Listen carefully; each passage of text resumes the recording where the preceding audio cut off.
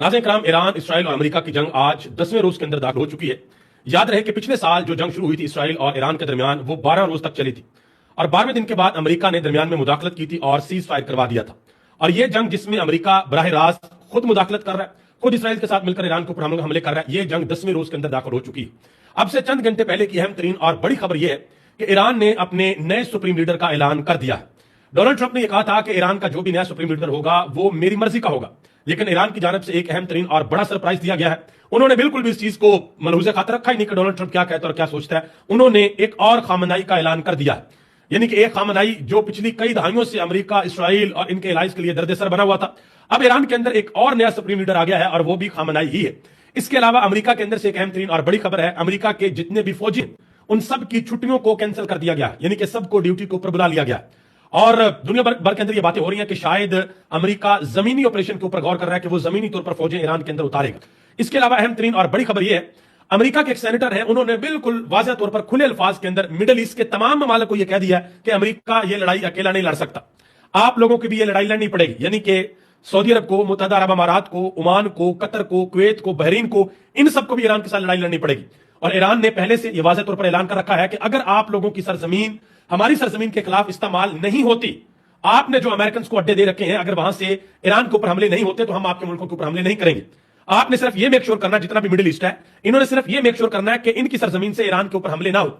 लेकिन मसला ये है कि ये पूरे का पूरा मिडिल ईस्ट ये ले लें अमेरिका के, ये तो अमेरिका के अर्दली है, ये बूट पॉलिश करते हैं अमेरिका की। सवाल ही पैदा नहीं होता कि अमेरिका इनको इशारा करे और ये वो काम ना करे। अब अमेरिकी सदर ने ऐलान नहीं किया, उनके एक सेंटर ने वाज़ेह तौर पर कह दिया कि ये जो अरब ममालिक है इनको भी साथ मिलकर जो लड़ाई लड़नी पड़ेगी। इसके अलावा और जो अहम तरीन इंफॉर्मेशन है वो भी मैं आपके सामने रखने के लिए जा रहा हूं, जो इस वक्त लेटेस्ट इंफॉर्मेशन आ रही है पिछले 6 से 7 घंटों की, अभी जो करंटली हो रहा है। नाज़रीन इकराम, एक खबर जो है वो पाकिस्तान के अंदर से भी है और बड़ी अहम और इंपॉर्टेंट खबर है। वो खबर इमरान खान के हवाले से। आपको पता है कि पाकिस्तान के अंदर इस वक्त खैबर पख्तूनख्वा की हुकूमत के ऊपर और सुहेल खान अफरीदी के ऊपर जो सबसे बड़ा प्रेशर है और सबसे बड़ी जो जिम्मेदारी है वो ये है कि आपको मैंडेट इमरान खान ने दिया है तो आप इमरान खान को रिहा कब करवाएंगे। इस हवाले से सीनियर नौजवान साफी हैं असदुल्ला खान, उन्होंने खबर ब्रेक की है। वो कहते हैं जी, पाकिस्तान तहरीक इंसाफ की जो पॉलिटिकल कमेटी है उसका इजलास हुआ है, उस इजलास के अंदर सुहेल खान अफरीदी ने बड़ी खुलकर बात की है और उन्होंने कहा कि मैं जानता हूं कि पूरा पाकिस्तान खैबर पख्तूनख्वा की तरफ देख रहा है।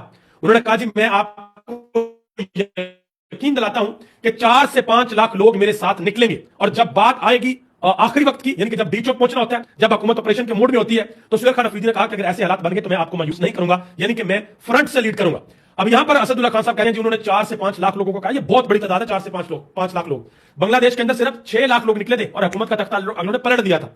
और मैं इस्लामाबाद के अंदर अगर 2 लाख लोग भी सुहेल खान अफरीदी लाने में कामयाब हो गए तो हुकूमत का तख्ता पलट सकता है। बहरहाल देखते हैं कि आगे इस हवाले से क्या होता है। अब जरा आगे जी, ईरान ने आज रात को कुवैत के अंदर एक उनकी काफी बड़ी बिल्डिंग है, उस बिल्डिंग के जो ऊपर वाले फ्लोर्स हैं उनको निशाना बनाया ईरानी ड्रोन से। और खबर यह है कि वहां पर अमेरिकी फौजी जो है वो छुपे हुए थे, ठीक है, और इस वजह से ईरान ने उनको निशाना बनाया और बाकायदा तौर पर वहां पर बहुत बड़े पैमाने में आग भी लगी है। दूसरी तरफ ईरान के अंदर इंतहाई अहम और बड़ी खबर है, ईरान के नए सुप्रीम लीडर का इंतखाब कर लिया गया है और उनका ऐलान भी कर दिया गया है। ईरान के नए सुप्रीम लीडर हैं आयतुल्लाह खामनाई के साहबजादे, उनके बेटे हसन मुजतबा खामनाई।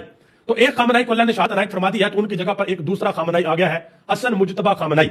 याद रहे कि डोनाल्ड ट्रंप, अमेरिका, इसराइल और इनके एलाइज ये हर सूरत चाहते थे कि ये जो ईरानी की आदत है ना, ये खामनाई के खानदान के पास ना आए, उनके बेटों के पास ये ना आए या किसी और के पास चले जाए, उनकी लेगेसी जो है वो ना चले, वो बरकरार ना रहे।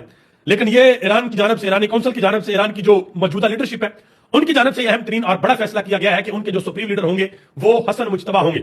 और जब उनका ऐलान किया गया तो एक बहुत बड़ा मजमा था, बहुत बड़ी तादाद में ईरानी वहां पर जमा थे और उन्होंने खुले आसमान के नीचे अल्लाह अकबर की सदाओं में बाकायदा तौर पर यह ऐलान किया कि हमारे जो अगले रहबर आला है, जो हमारे सुप्रीम लीडर है, वो हसन मुजतबा खामनाई है।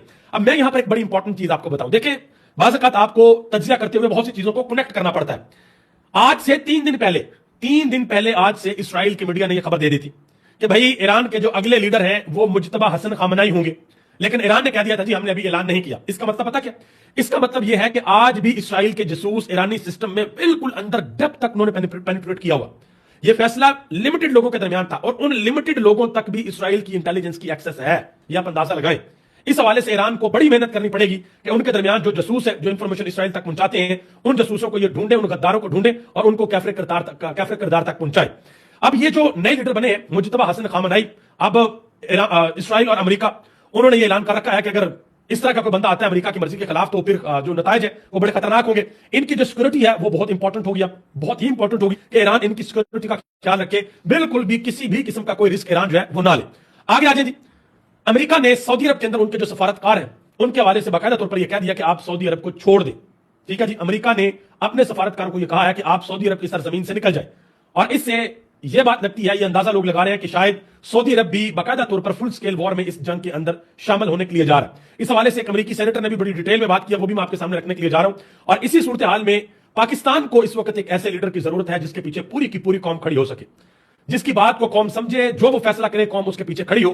وہ لیڈر بلا شبہ صرف اور صرف عمران خان ہو سکتے ہیں, کیونکہ آج پورے پاکستان کے اندر اگر سب سے زیادہ پولیٹیکلی اگر دیکھا جائے جس کی سپورٹ سب سے زیادہ ہے تو وہ اڈیالہ کے قیدی نمبر 804 ہی ہیں.